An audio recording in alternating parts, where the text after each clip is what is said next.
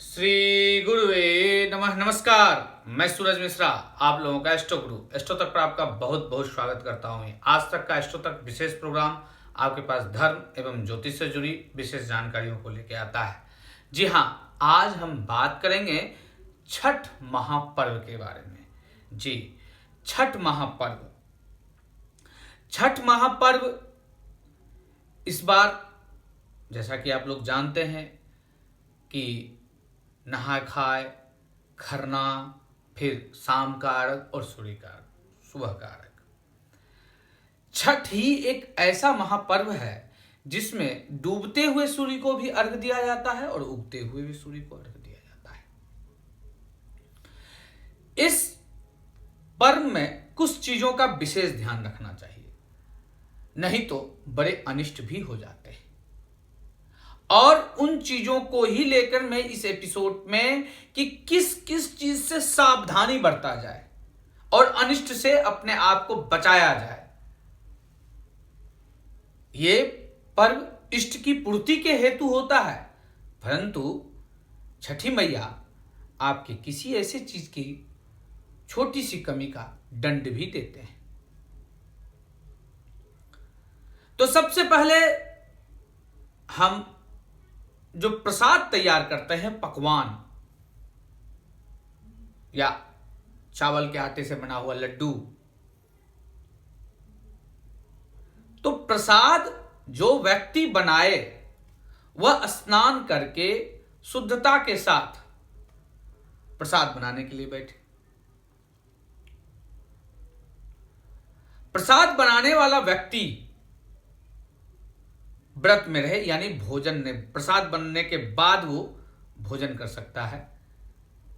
जो प्रसाद बना रहा है व्यक्ति, ये नहीं कि भरपेट भोजन कर लिए और तमाम प्रकार के भोजन करके बैठ के प्रसाद बनाने, ऐसा ना करें। दूसरी बात कि जहां प्रसाद का निर्माण हो रहा हो, पकवान छठ मैया के नाम से पकवान बन रहा हो, उस जगह पर भोजन ना करें। आसपास, उस जगह के आसपास बैठ कर कोई भोजन कर रहा हो, ऐसा ना करें। और प्रसाद जो बना रहे हो, उस बनाते समय उस व्यक्ति को क्रोध नहीं करना चाहिए। क्रोध से भी बचे, अत्यधिक बोले नहीं तो मुंह से उड़ने वाला जो लाड़ है वो भी कभी कभी अशुद्ध कर देता है प्रसादों को। इसका भी ध्यान रखें।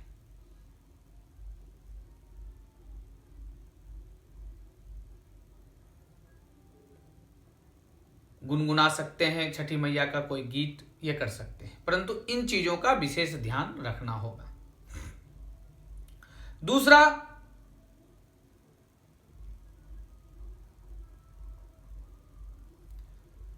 अब जो प्रसाद मैया का बन जाता है,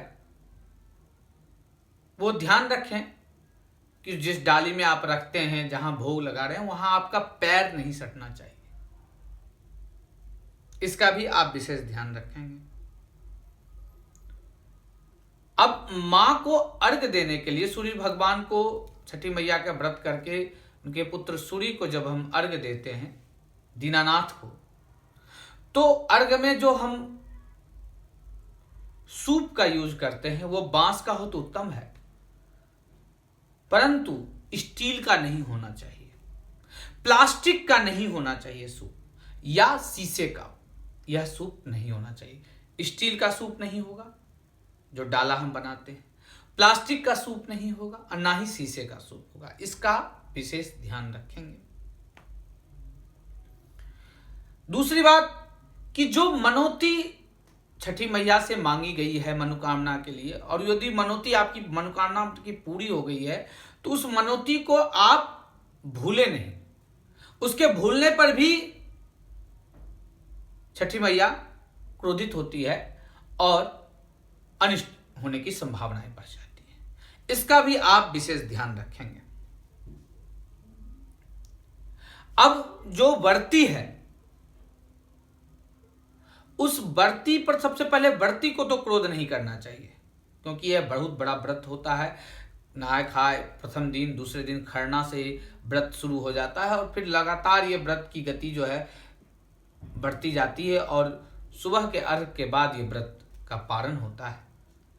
तो सबसे पहले जो व्रती है वो क्रोध ना करे, और दूसरे कोई यदि कोई भी व्रती आपको दिखे आसपास तो उसकी मतलब किसी भी तरीके से आप उससे दुर्व्यवहार ना करें। व्रती से दुर्व्यवहार करने पर छठी माता बहुत क्रोधित होते हैं और अपने पुत्र सूर्य को आदेश देते हैं कि इसे दंडित करो। कहा जाता है व्रती से आप यदि दुर्व्यवहार करते हैं तो आपको चर्म रोग हो जाता है,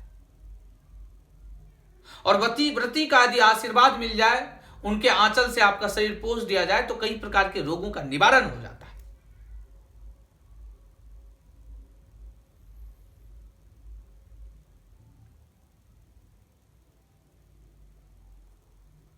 ये जो मैंने आपको उपचार बताए हैं, इन उपचारों को आप ध्यानपूर्वक करेंगे, देखेंगे कि इन चीजों से आपको परहेज करना है, अपने आप को इन चीजों के लिए से रोकना है। यदि आप अपने आप को रोकते हैं और छठी मैया का व्रत नियम पूर्वक करते हैं तो निश्चित तौर पर आपके घर समृद्धि, यश, प्रतिष्ठा की प्राप्ति होगी। आप लोगों को बहुत बहुत धन्यवाद, साधुवाद। नमः पार्वती पते। नमस्कार।